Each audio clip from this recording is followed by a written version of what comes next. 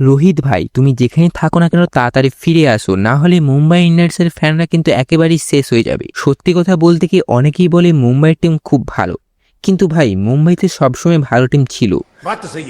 আসল কথা হলো এই টিমের ট্রফি জিতেছে শুধু রোহিত শর্মার ক্যাপ্টেন্সিতে, তাই এখন ফ্যানরা ওনাকে মিস করছে।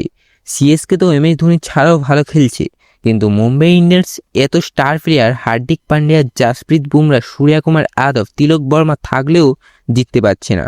রোহিত শর্মা একটা ইনস্টাগ্রামে পোস্ট করেছিলেন, তাতে একটা কমলা নিয়ে অনেকেই ভেবেছিল উনি সানরাইজার হায়দ্রাবাদের অরেঞ্জ আর্মিতে হারানোর ইঙ্গিত দিচ্ছে। ম্যাচের কথা বলি, মুম্বাই টস জিতে ব্যাটিং নেয়, রোহিত শর্মা না থাকায় শুধু ওপেনিং কম্বিনেশন ট্রাই করা হয়। উইল জ্যাক্স দুর্দান্ত শুরু দেয়, 22 বলে 46 রান, 7 ওভারে 93 রান ওপেনিং পার্টনারশিপ। এরপর রায় লিকন্টন দুর্দান্ত ইনিংস, 55 বলে 123 রান। সূর্যকুমার যাদব আবার দ্রুত আউট হয়ে যায়। হার্দিক পান্ডিয়া 15 বলে 31 রান কিছুটা সাপোর্ট দেয়। মুম্বাই মোট 244 রান তোলে, দারুণ স্কোর। এবার সানরাইজার হায়দ্রাবাদের পালা। অন্য টিম হলে চাপে পড়ে যেত, কিন্তু এখানে ছিল ট্রাভিস হেড। তিনি 30 বলে 76 রান করে ম্যাচ ঘুরিয়ে দেন। অভিষেক শর্মা 45 করে, পাওয়ার প্লেতে 92 রান, ওপেনিং পার্টনারশিপ 129। পরে হার্দিক ক্লাসেন 30 বলে 65 করে ম্যাচ ফিনিশ করে দেয়।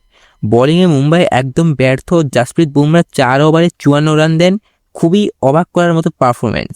হার্দিক পান্ডিয়া কিছুটা ভালো করলেও শেষ 3 বলে 3টে বাউন্ডারি। ফলাফল 264 রান, টার্গেট 8 বল বাকি থাকতেই চেস করে যায়। তোমার কি মনে হয় রোহিত শর্মা ফিরে এলে টিম আবার শক্তিশালী হবে, নাকি এখন নতুন টিমগুলো পাঞ্জাব বেঙ্গালুরুর যুগ শুরু হয়ে গেছে? কমেন্টে অবশ্যই জানাও।